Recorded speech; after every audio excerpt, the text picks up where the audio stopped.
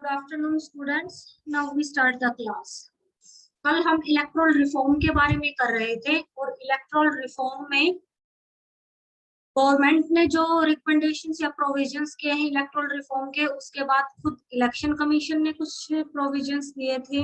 और supreme court ने भी कुछ रिकमेंडेशंस दी थी। उसके बाद मैंने कुछ कमीशंस बताए थे कि इलेक्टोरल रिफॉर्म को लेके अब तक कौन से कमीशंस या कौन से रिपोर्ट्स पब्लिश हो चुकी है। तो जितने भी इलेक्टोरल रिफॉर्म हुए हैं उनको मेजरली 4 कैटेगरीज में डिवाइड करके समझाया गया है यहाँ कि 1996 से पहले जो इलेक्टोरल रिफॉर्म्स हुए थे, 1996 के बाद और 1996 के चुनाव के दौरान जो हुए थे और 1996 के बाद के और उसके बाद 2010 से लेके अब तक जितने भी। तो सबसे पहले हम करेंगे 1996 से पहले के, 1996 से पहले क्या क्या चुनाव सुधार हुए थे, इलेक्टोरल रिफॉर्म हुआ था।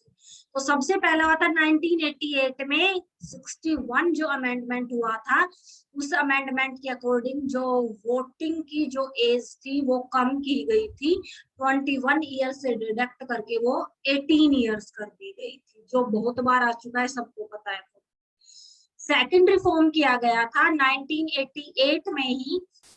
और इस रिफॉर्म में क्या किया गया था, चुनाव आयोग में प्रतिनियुक्ति। प्रतिनियुक्ति का मतलब है चुनाव के लिए मतदाता सूची बनाने का और उन सूचियों का निरीक्षण करने के लिए एक पदाधिकारी की नियुक्ति होती है। जैसे कि प्रत्येक गांव में, कस्बे में, शहर में इलेक्शन से पहले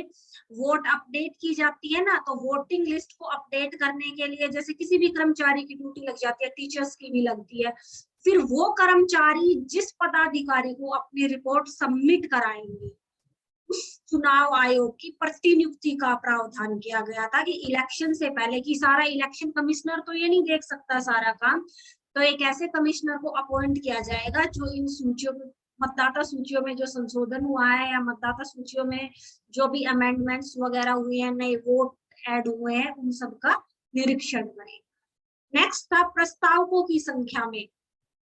कि किसी भी इलेक्शन में जो नॉमिनीज होते हैं उनके साथ जो प्रोपोजर्स होते हैं, जैसे कि किसी नेशनल या रीजनल पार्टी का जो मेंबर होता है तो उसे सिर्फ एक प्रस्ताव, कल हमने पढ़ा था प्रस्तावक की जरूरत होती है, तो उसका संख्या को बढ़ाया गया था और नॉमिनेशंस के वक्त निर्वाचकों की संख्या बढ़ाकर चुनाव क्षेत्र के कुल निर्वाचकों का 10% या ऐसे 10 निर्वाचक जो कम हो कर दिया गया था। मीन्स उसी जो इंडिपेंडेंट मेंबर्स के लिए ये एलिजिबिलिटी लगाई गई थी और वो जो जिन प्रपोजल्स के नाम देगा,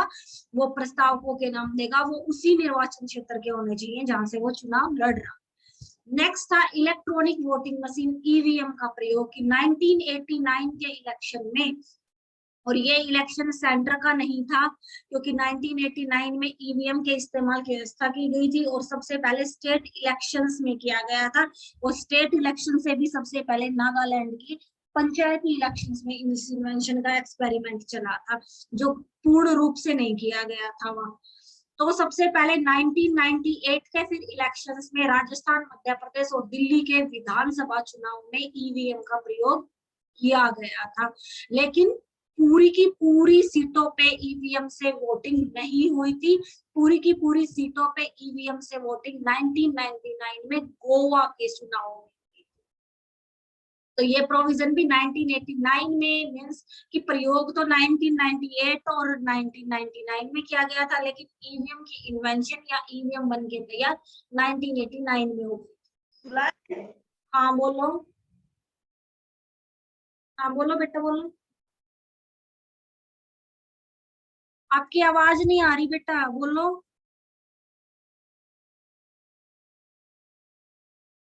बोलो भाई, कहाँ गायब हो गए? आपकी आवाज नहीं आ रही मेरे पास, आप चैट डाउन में राइट डाउन कर दो, चैट बॉक्स में राइट डाउन करो।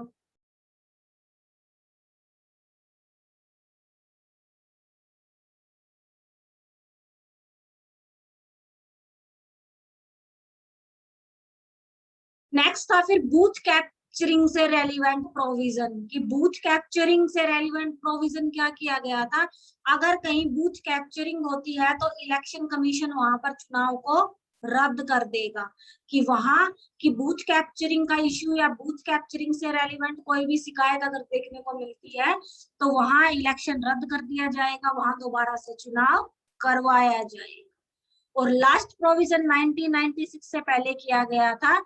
जो वोटर कार्ड होता है वो उसके साथ साथ इलेक्ट्रोल फोटो आईडी कार्ड की ईपीआईसी का मतदाता फोटो पहचान पत्र कि पहले वोटर कार्ड पे फोटो नहीं होती थी, तो 1993 में इलेक्शन कमीशन ने ये डिसीजन लिया था कि जितने भी पंजीकृत मतदाता है, रजिस्टर्ड मतदाता है, जिनकी वोट बनी हुई है, उनको नए वोटर कार्ड इश्यू किए गए थे और उन वोटर कार्ड्स पे सबकी फोटो भी। तो ये सारे प्रोविजंस 1996 से पहले किए गए थे। उसके बाद के प्रोविजंस है, मे भी जो स्टूडेंट पूछ रही थी वो मे भी ये पूछ रही हो कि ये तो हमारी बुक में नहीं है मैम, आप एक्स्ट्रा मतलब क्यों करवा रहे हो, क्या है। तो बेटा अगर क्वेश्चन आ जाता है ना, कि जैसे कॉमनली क्वेश्चन आ जाए कि इंडिया में इलेक्टोरल रिफॉर्म से रेलिवेंट क्वेश्चन आ जाए, तो जैसे कि तुम्हारी बुक में वो ऐसे कहीं सरकार के हैं, कहीं इलेक्शन कमीशन के हैं, कहीं उसके हैं, तो पूरा का पूरा तुम ये क्वेश्चन लिख सकते हो एज इट इज। ये नहीं है कि तुम्हें वही करना है, क्योंकि उसमें पार्ट्स में डिवाइड करके बड़ा कंफ्यूजिंग किए हुए हैं इलेक्टोरल रिफॉर्म सारे के सारे। इसमें बिल्कुल सीक्वेंस से दिए हुए हैं, और इनमें ये भी कंपलसरी नहीं है कि तुम्हें ये ऐसे ही याद करना है कि 1996 से पहले ये हुआ था, बाद में ये हुआ था। अपनी फ्लेक्सिबिलिटी के, क्योंकि तुम ग्रेजुएशन लेवल के स्टूडेंट हो, तो तुम सिर्फ की इलेक्टोरल रिफॉर्म्स ये हुए हैं और वो अकॉर्डिंग टू सीक्वेंस लिखो।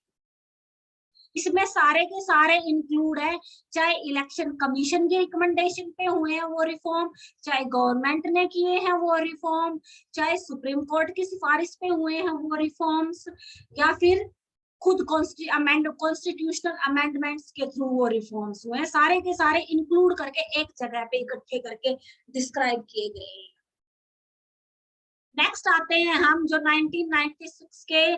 चुनाव के दौरान किए गए थे, कि 1990 में वीपी सिंह के नेतृत्व की राष्ट्रीय मोर्चा की सरकार थी, और उस समय ये कमीशन भी कल मैंने बताया था, उन्होंने एक दिनेश गोस्वामी की अध्यक्षता में इलेक्टोरल रिफॉर्म कमीशन एस्टेब्लिश किया था, और इस कमीशन ने 1996 में अपनी रिपोर्ट प्रस्तुत की थी, और उस रिपोर्ट के दौरान क्या क्या रिकमेंडेशंस दी थी उसने। फर्स्ट ऑफ ऑल तो उम्मीदवारों के नामों को सूचीबद्ध करना, और ये सूचीबद्ध पहले बता चुकी हूँ मैं। सूचीबद्ध करने का तरीका क्या बताया था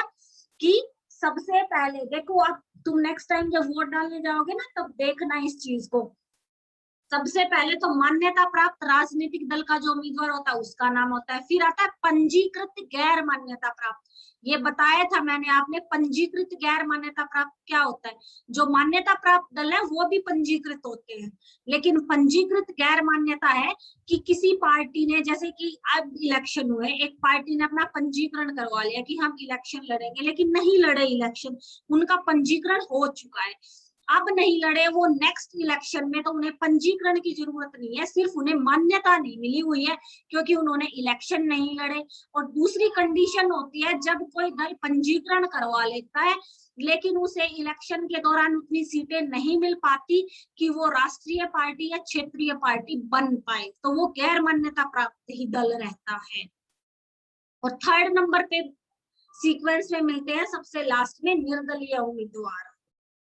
और इस हिसाब से इनका ऑर्डर अरेंज करने की रिकमेंडेशन की थी। नेक्स्ट कहा गया था कि 1971 की सरकार की सिफारिश पे कल किए थे ना कि गवर्नमेंट ने क्या रिकमेंडेशंस की हैं, वो है ये कि 1971 के प्रोविजन के अंतर्गत अगर कोई भी हमारे राष्ट्रीय गौरव का अपमान करता है, राष्ट्रीय हमारे नेशनल फ्लैग का, नेशनल सिंबल्स का, कॉन्स्टिट्यूशन का, नेशनल एंथम का, नेशनल सॉन्ग का, अगर इनका कोई भी अपमान करता है तो उसे, उस व्यक्ति को सजा होगी इस मामले में, और सजा के प्रावधान के अंतर्गत वो 6 साल तक ना लोकसभा का, ना विधानसभा का, ना संसद का, ना राज्य विधानसभा का इलेक्शन नहीं लड़ सकता है। नेक्स्ट किया गया शराब बिक्री पर प्रतिबंध की दिनेश गोस्वामी समिति सरकार के द्वारा गठित की गई समिति थी। इसकी सारी की सारी रिकमेंडेशंस तुम्हारी बुक में सरकार द्वारा किए गए चुनाव सुधारों में आती है कि शराब बिक्री पर, कि जब चुनाव प्रचार बंद हो जाता है 48 घंटे पहले, तो 48 घंटे पहले सारी ये दुकानें भी बंद हो जानी चाहिए,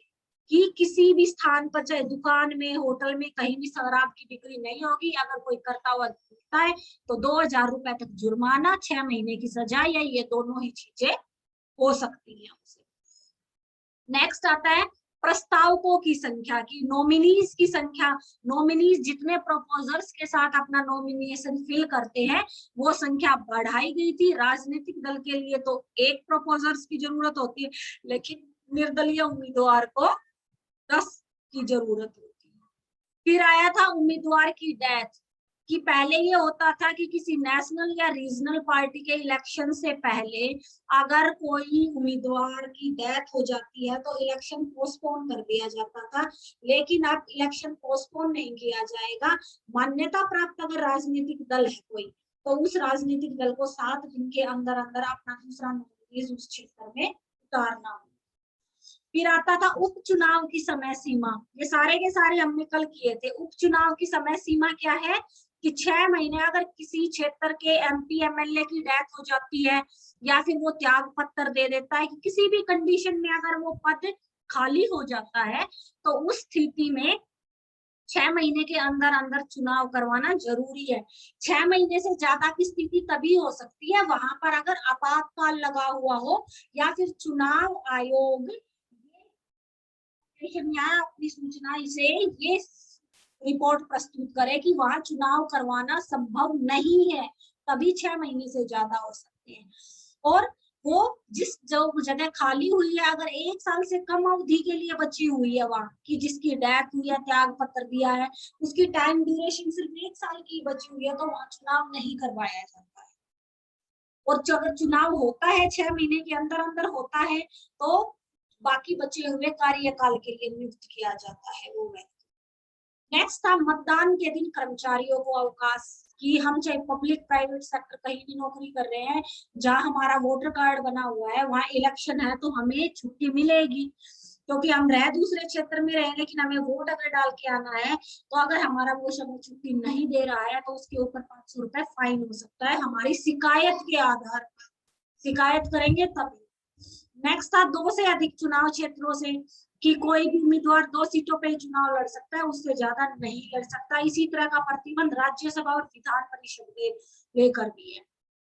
हथियारों पर रोक, कि पोलिंग बूथ्स में कोई भी किसी भी तरह का हथियार लेके प्रवेश नहीं कर सकता है। और लास्ट था चुनाव प्रचार की अवधि में कमी, कि पहले चुनाव प्रचार की अवधि 20 दिन थी, लेकिन दिनेश गोस्वामी समिति ने जो 1996 में अपनी रिपोर्ट पब्लिश की थी, उसमें चुनाव प्रचार की अवधि को 14 डेज कर दिया गया था, कि नॉमिनेशन के बाद 14 डेज मिलेंगे चुनाव प्रचार के लिए।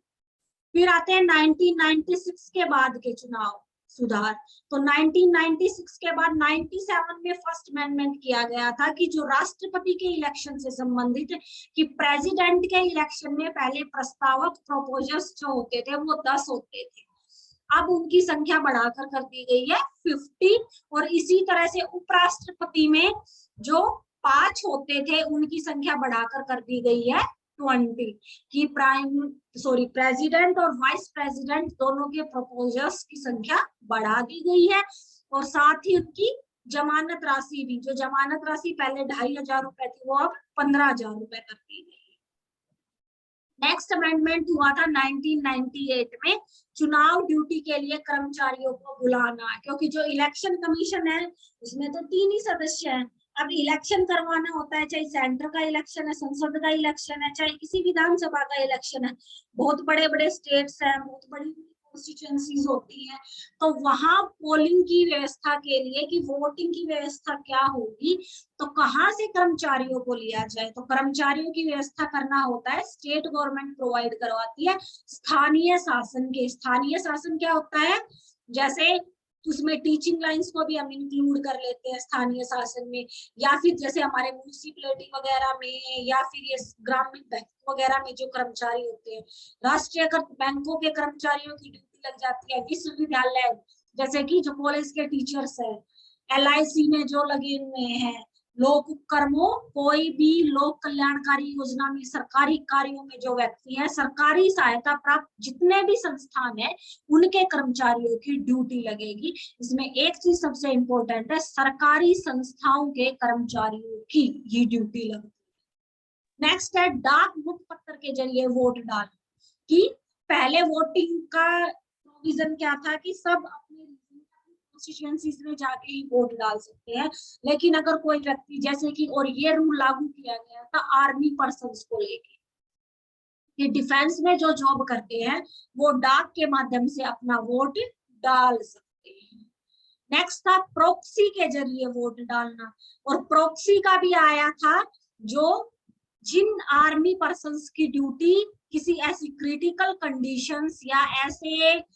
बॉर्डर लाइन पे या कुछ ऐसी जगह लगी हुई है, आपातकाल के दौरान किसी स्टेट में लगी हुई है और उसकी खुद की स्टेट में अगर वोट है, तो उसे अगर डाक से वोट भेजना है तो डाक के प्रोविजन के लिए उसे अपने हेडक्वार्टर में होना जरूरी है, लेकिन वो कहीं दूसरी जगह सेना के दौरान वहां नियुक्त है, तो प्रोक्सी वोट का प्रावधान किया गया था कि उसके वोट को एक लेटर प्रोवाइड कर दिया जाता है कि कोई दूसरा व्यक्ति उसके वोटर कार्ड से उसकी वोट डाल सकता है, जिसको वो वोट कहे उस उम्मीदवार। नेक्स्ट है उम्मीदवारों द्वारा आपराधिक रिकॉर्ड, संपत्ति की घोषणा, और ये सारी, कि आपराधिक रिकॉर्ड, उसे किसी चीज के लिए सजा या कोई केस चल रहा है या फिर उसे सजा दी गई है, तो उसे अपने नामांकन पत्र में पिछले 6 महीने की ये डिटेल देनी पड़ती है, कि कोई केस लंबित तो नहीं है, उसके ऊपर कोई केस चल रहा है या फिर उसे सजा मिली है। और फिर उसे प्रॉपर्टी की डिटेल उसे खुद की ही नहीं, अपनी वाइफ की, या वाइफ है तो अपनी हस्बैंड की, या अपने डिपेंडेंट की भी प्रॉपर्टी की डिटेल्स देनी पड़ती है, कि मैंने अपनी प्रॉपर्टी अपने बच्चों के या मेरे डिपेंडेंट मदर फादर है उनके नाम करवा रखी है, या फिर मैंने किसी से कोई लोन ले रखा, बैंक से लोन ले रखा है, किसी से कोई वैसे कर्जा ले रखा है। और साथ ही उम्मीदवार की शैक्षणिक योग्यता, की शैक्षणिक योग्यता वैसे कोई मायने नहीं रखती, और इस तरह का शपथ पत्र देना पड़ता है उम्मीदवार। नेक्स्ट प्रोविजन या रिफॉर्म्स आया था राज्यसभा चुनाव में, रिफॉर्म के बदलाव को लेकर। तो राज्यसभा में चुनाव को लेकर क्या था, राज्यसभा चुनाव लड़ने के लिए उम्मीदवार की आवासीय योग्यता हटा दी थी 2003 में। आवासीय योग्यता का क्या मतलब है, जैसे लोकसभा का और विधानसभा का चुनाव लड़ते हैं ना, तो हम वहीं से लड़ सकते हैं जहां जिस कॉन्स्टिट्यूएंसी से हमारा वोट बना हुआ है, लेकिन राज्यसभा उम्मीदवार के लिए ऐसी कोई चीज नहीं है। हरियाणा का अगर कोई निवासी है तो वो राजस्थान से चुनाव लड़ सकता है, ऐसी कोई अनिवार्यता नहीं है राज्यसभा के चुनाव के लिए, किसी भी क्षेत्र से लड़ सकता है। और दूसरा, राज्यसभा चुनाव में गुप्त मतदान की जगह खुला मतदान शुरू किया गया, क्योंकि राज्यसभा में वोटिंग कौन करते हैं, विधानसभा सदस्य। तो विधानसभा सदस्य पहले वोटिंग सीक्रेट वोटिंग होती थी, अब वो ओपन वोटिंग की जाती है। नेक्स्ट आता है आय व्यय की छूट। आय व्यय की छूट का मतलब है राजनीतिक दल को इलेक्शन के दौरान जो चुनाव प्रसार के लिए जो खर्चा था उसका विवरण देना होता है, और उस विवरण में यात्रा व्यय, कि एक जगह से दूसरी जगह वो गए हैं या किसी व्यक्ति को उन्होंने बुलाया है, उसका जो खर्चा हुआ है उसकी छूट प्रदान की गई है। सिर्फ वही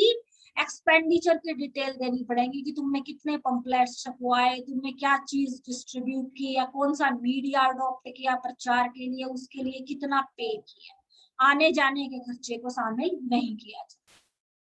नेक्स्ट है मतदाता सूची आदि की निःशुल्क आपूर्ति। मतदाता सूची कि अगर कोई व्यक्ति ये डिमांड करता है कि जैसे हम गांव में रहते हैं कि मुझे अपने गांव की वोटिंग लिस्ट चाहिए, किस किस के वोट बने हुए हैं या नहीं, इसी तरह से जैसे इलेक्शन से पहले हमें पता चल जाता है ना कि हमने अपना वोट बनवाया था, भाई हमारा वोट है या नहीं है, तो कई बार किसी का नहीं मिलता है, या किसी की डेथ हो चुकी है, उसका वोट हमने कट करवाया था कि नहीं, फिर भी उसका मिल जाता है, तो ये फ्री ऑफ कॉस्ट प्रोवाइड की जाती है, प्रत्येक नागरिक इसकी डिमांड कर सकता है। नेक्स्ट था राजनीतिक दलों को चंदा लेने की स्वतंत्रता, और राजनीतिक दलों को चंदा में स्वतंत्रता क्या थी कि चंदे के रूप में वो 20,000 से ज्यादा रुपए नहीं ले सकते, कि एज ए डोनेशन अगर 20,000 से ज्यादा उसे मिला है तो उसे आय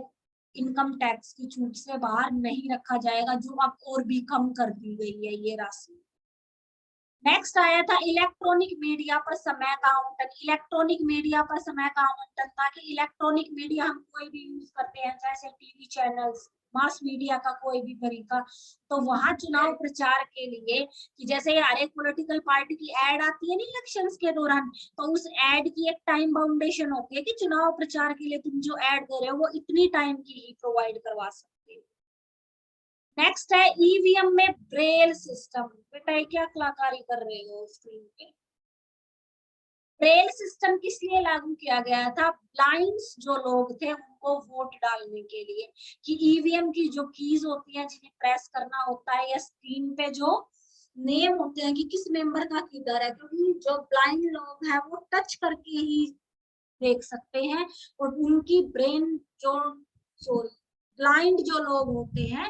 वो ब्रेल लिपि से स्टडी करते हैं। तो सबसे पहले ये 2004 में आंध्र प्रदेश में जो विधानसभा के उपचुनाव हुए थे तब ईवीएम में ब्रेल फीचर्स को डाला गया था, कि कीज के ऊपर डॉटेड होती है जिनको टच करके वो महसूस करते हैं।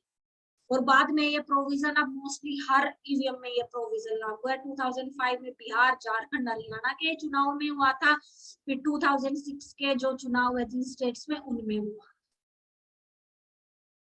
नेक्स्ट आते हैं फिर 2010 से लेके, कि 2010 से लेके अब तक कितने इलेक्शन रिफॉर्म्स हुए हैं, इलेक्टोरल रिफॉर्म्स हुए हैं। तो सबसे पहले है एग्जिट पोल पर प्रतिबंध, कि एग्जिट पोल पर प्रतिबंध भी हम पहले कर चुके हैं। एक होता है ओपिनियन पोल और एक होता है एग्जिट पोल। ओपिनियन पोल वो होता है इलेक्शन के डे से पहले, जैसे न्यूज चैनल्स वाले गांव गांव जाके, शहर शहर घूम के लोगों से, ऐसे लोग जहां भी सार्वजनिक स्थानों पर लोग इकट्ठा होते हैं उनसे अपना ओपिनियन पूछते हैं ना, कि आपके ओपिनियन से किसकी सरकार बन सकती है, आप किसको वोट डालोगे। तो उस ओपिनियन के बेसिस पे वो जो सर्वे निकालते हैं वो होता है ओपिनियन पोल।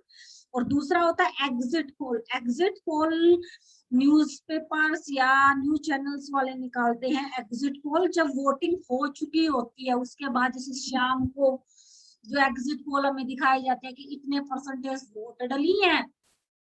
और जीतने के चांसेस इसके हैं। और उस एग्जिट पोल का सर्वे किन को लेकर किया जाता है? एक तो जो वोट डालकर आए हैं उन्हीं से पूछ के, और दूसरा जो पोलिंग ऑफिसर्स थे उनको एक तरह से माइंड जज करके, और ये चीज रिजल्ट के लास्ट डे तक चलती रहती थी। तो 2009 में प्रावधान बना दिया गया था कि एग्जिट पोल को प्रकाशित करने पर रोक लगाई जाएगी, लेकिन फिर भी एग्जिट पोल का डाटा की अब ये कहो कि नहीं, न्यूज चैनल्स में तो एग्जिट पोल का डाटा चलता ही रहता है, तो वो बिल्कुल एक्यूरेट ना दिखा के वो उसको ओपिनियन पोल का एक तरह से नाम देके अपने एस्टिमेट के हिसाब से अप्रोक्सीमेट लगाते हैं ना उसपे, वो अप्रोक्सीमेट का प्रोविजन इसीलिए लगाते हैं। नेक्स्ट आता है अयोग्य घोषित कराने के लिए मामला दर्ज कराने की समय सीमा, कि अगर किसी व्यक्ति को, अगर हम ये मानते हैं कि ये इलेक्शन लड़ने के अयोग्य है, तो वो सिफारिश हम 3 महीने के अंदर अंदर ही प्रस्तुत कर सकते हैं, और ये 3 महीने के दौरान प्रेसिडेंट के सामने प्रस्तुत की जाती है उस अधिकारी के द्वारा, जिस अधिकारी के थ्रू, और ये अधिकारी होता है चुनाव आयोग के अधिकारी, कि चुनाव आयोग के अधिकारियों के माध्यम से हम अयोग्य व्यक्ति के खिलाफ 3 महीने के अंदर अंदर ही याचिका दायर कर सकते हैं, उसके बाद नहीं होगा। वो इलेक्शन होने के 3 महीने बाद या उसके नॉमिनी के 3 महीने बाद, कि उसने as a nominee, as a उम्मीदवार अपना नाम दर्ज कराया है, तो हम 3 महीने के अंदर अंदर कर सकते हैं। फिर अब भ्रष्ट तरीके के घेरे में सभी अधिकारी, की भ्रष्ट तरीके के घेरे में क्या है कि इलेक्शन के दौरान जो सरकारी कर्मचारियों का या सरकारी सेवाओं का जो प्रयोग किया जाता है उससे संबंधित ये अधिनियम था, कि सरकारी कर्मचारी और सरकारी संपत्ति का प्रयोग नहीं होगा। नेक्स्ट आया था जमानत की राशि, डिपॉजिट मनी को बढ़ा दिया गया था, और डिपॉजिट मनी पहले भी डिस्कस कर चुके हैं हम। पहले लोकसभा के इलेक्शन के लिए 10,000 थी, जो बढ़ाकर 25,000 कर दी गई। SC/ST की सीट के लिए 12,500 कर दी गई। विधानसभा के चुनाव के लिए जो पहले 5,000 थी, उसे बढ़ाकर 10,000 कर दिया गया। लेकिन SC/ST की सीट के लिए 5,000, तो पहले 2,500 रुपए। नेक्स्ट है जिले में अपीलीय अधिकारी। अपीलीय अधिकारी वो अधिकारी होता है जो इलेक्शन के नॉमिनेशन से लेके इलेक्शन के डे और रिजल्ट तक अगर किसी भी तरह की कोई भी ऐसी घटना होती है, ये लगता है कि बूथ कैप्चरिंग हुई थी वोटिंग के दौरान, या फिर ये लगता है ईवीएम में कोई गड़बड़ी थी, या फिर ईवीएम की सिक्योरिटी नहीं हो रही है, बाद में चेंज कर दी गई है ईवीएम, तो इस तरह की शिकायतों को जो सुनता है, और इस अधिकारी की नियुक्ति इलेक्शन कमिश्नर के द्वारा की जाती है। इस अधिकारी की नियुक्ति चीफ इलेक्शन कमिश्नर करता है, उस स्टेट में जो इलेक्शन कमिश्नर अपॉइंट करता है उसकी सहमति से, और ये अधिकारी हर डिस्ट्रिक्ट में अपॉइंट किया जाता है। नेक्स्ट आता है विदेशों में रहने वाले भारतीयों को वोट डालने का अधिकार दिया गया था कि NRI जो है, जो चाहे बिजनेस के पर्पज से गए हुए हैं, चाहे उन्होंने दूसरे देशों की, सिर्फ इसमें वही है जो नागरिकता नहीं ग्रहण करते,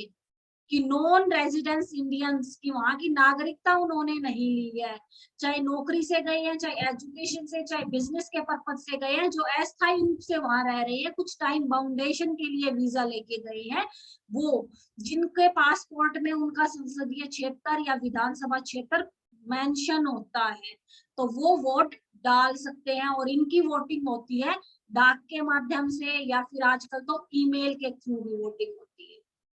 नेक्स्ट किया गया था मतदाता सूची में ऑनलाइन नामांकन,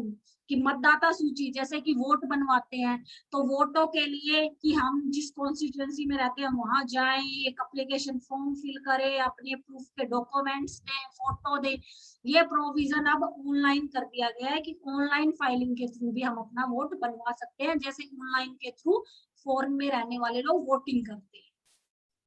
नेक्स्ट था नोटा का प्रावधान। जो नोटा का प्रावधान हम बहुत बार कर चुके हैं, नन ऑफ द अबव का प्रावधान दिया गया था, जो छत्तीसगढ़, मध्य प्रदेश, मिजोरम, दिल्ली, राजस्थान के राज्यों के विधानसभा चुनाव में पहली बार लागू किया गया था, और 16वीं विधानसभा के जब चुनाव हुए तो पूरे चुनाव में इसको लागू किया गया था, कि अगर ऊपर वर्णित किसी भी उम्मीदवार को तुम अगर अपना वोट नहीं देना चाहते हो, तो नोटा के सामने वाला बटन दबा के वोट दे सकते हो। और उसके बाद सबसे important VVPAT, voter verification paper audit trail लागू किया गया। और ये क्या होता है कि जब भी हम ईवीएम में अपना वोट बटन प्रेस करते हैं, तो वीवीपैट में एक स्लिप ड्रॉप हो जाती है, और वो स्लिप हमें बिल्कुल 1 मिनट तक हमें स्क्रीन पे भी शो होती है ईवीएम की, और वो स्क्रीन पे शो होती है कि आपने इसको वोट दिया है। हम देख लेते हैं वहां से, लेकिन वो स्लिप हमें मिलती नहीं, वो साथ में ईवीएम से टच करके एक वीवीपैट रखा होता है, वीवीपैट ड्रॉप बॉक्स जिसपे डाला नेम होता है, कि उसमें वो हमारी पर्ची, voter verification paper audit trial, कि वोटर ने किसको वोट डाला है, वो प्रिंट, जैसे एटीएम से पैसे निकालते हैं तो तुरंत एक पर्ची निकलती है ना, आपने इतने पैसे निकाले, इसी तरह की वो पर्ची की आपने इस उम्मीदवार को अपना वोट दिया है, आपका वोटर आईडी नंबर का नेम, और आपने जिसको वोट डाला है वो प्रिंट होके तुरंत उस ड्रॉप बॉक्स में गिर जाती है। और अब जब वोटिंग के टाइम ईवीएम से वोटों की गणना की जाती है, तो इन वीवीपैट की इन पर्चियों की, इस ड्रॉप बॉक्स की पर्चियों को भी मैच करके इनकी भी गणना होती है, क्योंकि कई बार ईवीएम में जंप हो जाता है, कोई वोट डिडक्ट हो जाता है या बढ़ जाता है वो प्रोसेस। और वीवीपैट का ये प्रोविजन 2013 में लेके आया गया था, सुप्रीम कोर्ट ने फिर इसको सहमति दी थी। उसके बाद 2014 के चुनाव में इसको सिर्फ 8 लोकसभा क्षेत्रों में इसको लागू किया गया था वीवीपैट के प्रोविजन को। और वीवीपैट का प्रोविजन पूर्ण रूप से, एक तरह से ऑफिशियली पूर्ण रूप से 2019 के चुनाव में देखने को मिला। नेक्स्ट है जेल या पुलिस हिरासत में रह रहा व्यक्ति चुनाव लड़ सकता है, ये इंपॉर्टेंट है। देखो बेटा, जो जेल या पुलिस हिरासत में रहता है वो लड़ सकता है, क्योंकि वो अब तक उसे सजा नहीं मिली है वो गुनहगार साबित नहीं हुआ है, कि जब तक उसे सजा नहीं दी जाती, सिर्फ हिरासत में रखा गया है, वो चुनाव लड़ सकता है। लेकिन अगर कोर्ट ने उसको सजा प्रदान कर दी गई है, उसकी सजा स्टार्ट हो गई है, तो वो चुनाव नहीं लड़ सकता। कि अगर उसे 2 साल या 2 से ज्यादा सजा मिल गई है तो वो 6 साल तक चुनाव नहीं लड़ सकता। लेकिन अगर उसपे केस चल रहा है और केस के दौरान उसे मुलजिम घोषित नहीं किया गया है, चाहे वो जेल में ही क्यों ना है, इस दौरान हिरासत में ही क्यों ना है, वो चुनाव लड़ सकता है। नेक्स्ट आता है सिद्ध दोषी सांसदों एवं विधायकों की तत्काल अयोग्यता। सिद्ध दोषी सांसद की, जैसे कि कहा ना कि हिरासत में रह रहा है, किसी का केस पेंडिंग है, वो चुनाव लड़ सकता है। फिर उसे सजा मिल जाती है अगर उस केस में, तो उसे अगर सजा मिल गई है ना, तो उसे 3 महीने का नोटिस दिए जाने के बिना, कि पहले प्रोविजन था कि नोटिस देके इसको नोटिस दिया जाएगा 3 महीने का कि तुम अपनी सदस्यता या अपने त्याग पत्र दो, लेकिन 2013 में सुप्रीम कोर्ट ने प्रोविजन किया कि उसे नोटिस भी नहीं दिया जाएगा, उसे तत्काल अपने पद से हटा दिया जाए।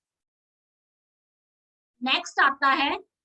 कि इसी के अंतर्गत वो आर्टिकल 102 और 191 में एक प्रोविजन किया गया था, जिस प्रोविजन में क्या कहा गया था, कोई भी सांसद या कोई भी विधानसभा सदस्य मीन्स कोई भी एमपी है चाहे कोई भी एमएलए है, वो अपनी योग्यता या अपनी सदस्यता को बनाए रखने के लिए अयोग्यता से संबंधित अलग अलग कानून बनाए गए थे। कि संसद की योग्यता से संबंधित आर्टिकल 102 में कानून है और विधानसभा की योग्यता से संबंधित कानून है आर्टिकल 191 में। और आर्टिकल 102 क्या कहता है कि आर्टिकल 102 कहता है कि किसी भी सांसद को अगर 2 सीटों से चुनाव लड़ा है तो उसे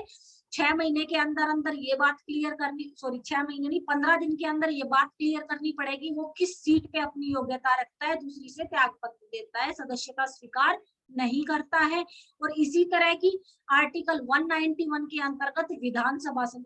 सदस्यों के लिए की गई थी यह अवधारणाएं, जिनका संविधान में लिखित रूप में वर्णन है। और ये वर्णन उनकी अयोग्यताओं से संबंधित भी था कि अगर उन्होंने अपने शपथ पत्र में कोई गलत बात कही है जो सत्य नहीं है, क्योंकि बाद में इंक्वायरी की जाती है, अगर उन्होंने जितना चुनाव खर्च दिया गया है उससे ज्यादा खर्च किया है, या चुनाव आयोग को अपने चुनाव खर्च का विवरण दिया है, उसके सारे प्रूफ नहीं सबमिट कराए हैं, या फिर उस पर कोई केस पेंडिंग था जो जिसके मामले से संबंधित उसे सजा मिल गई है, तो उसे अयोग्य घोषित कर दिया जाता है।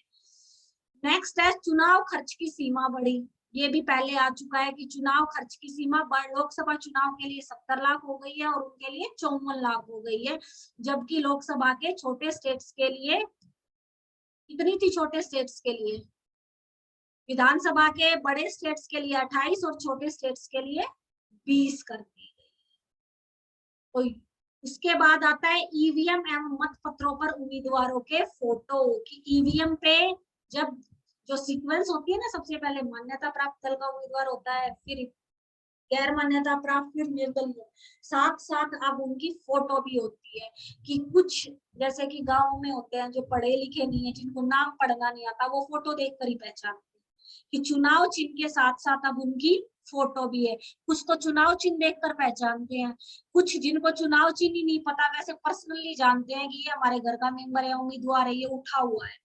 उनको चुनाव चिन्ह की पहली बार अगर इलेक्शन में उठा तो फोटो का प्रावधान भी किया गया है। तो ये सारे थे बेटा अब तक जितने भी रिफॉर्म्स हुए हैं, चाहे वो गवर्नमेंट ने किए हैं वो रिफॉर्म्स, चाहे वो सुप्रीम कोर्ट के रिकमेंडेशंस पे हुए हैं, चाहे वो कॉन्स्टिट्यूशन को अमेंडमेंट करके हुए हैं। तो अगर रिफॉर्म्स का क्वेश्चन आ जाए, अगर आपको ये तरीका इजी लगता है तो आप ऐसे ही लिख सकते हो, ये सारे के सारे इकट्ठे करके कंक्लूड करके ऐसे कि reforms in Indian electoral system, और ये सारे सीक्वेंस से लिख दो। अगर ईयरली लर्न हो जाते हैं तो बेटर है, नहीं तो सारा एक साथ ही लिख सकते। किसी स्टूडेंट को कुछ पूछना है तो पूछो।